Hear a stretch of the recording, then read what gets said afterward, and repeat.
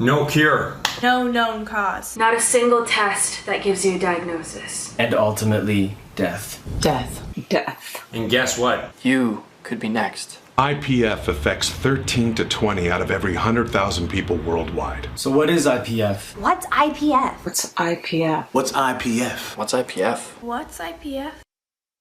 Well, that is a short clip from a PSA put together by actress Gelsea Mae. She's trying to raise awareness of an illness that has hit her family very hard, idiopathic pulmonary fibrosis, or IPF.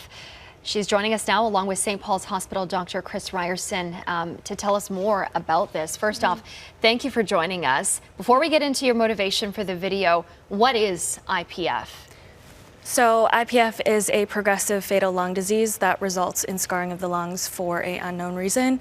And over time, your lungs harden, making it extremely difficult to breathe.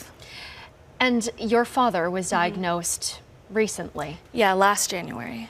When he was diagnosed, you must have had a million questions. Yeah, so I panicked and I went online trying to do research, and what I found was that there really wasn't much information online because nobody was talking about it.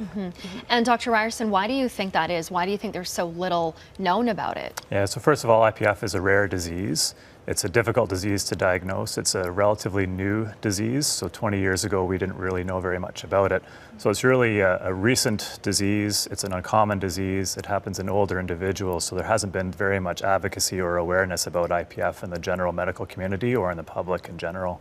But I was surprised to see the number of deaths related to it, around 50,000 a year. More than breast cancer. Yeah, yeah. And so considering that, considering it's rare, but there are that many deaths, then where is that discrepancy? Yeah, so one of the big developments of IPF in the last 5 years is that we now do have treatments that slow down the progression of the disease. And prior to 5 years ago, we really didn't have any treatments of this at all. And so there was a lot of nihilism about IPF.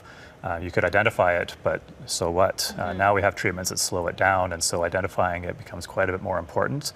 And now there's a lot of advocacy going on, people like Gelsea and others who are really bringing IPF to the forefront and educating the public about IPF. And we're generating a lot more interest in it, a lot more funding and interest in clinical trials, and so it's really transformed in the last 5 years. All right, and Gelsea, we saw a clip from the PSA that you created, I think, along with other local Vancouver actors. Why was it so important for you to put this together?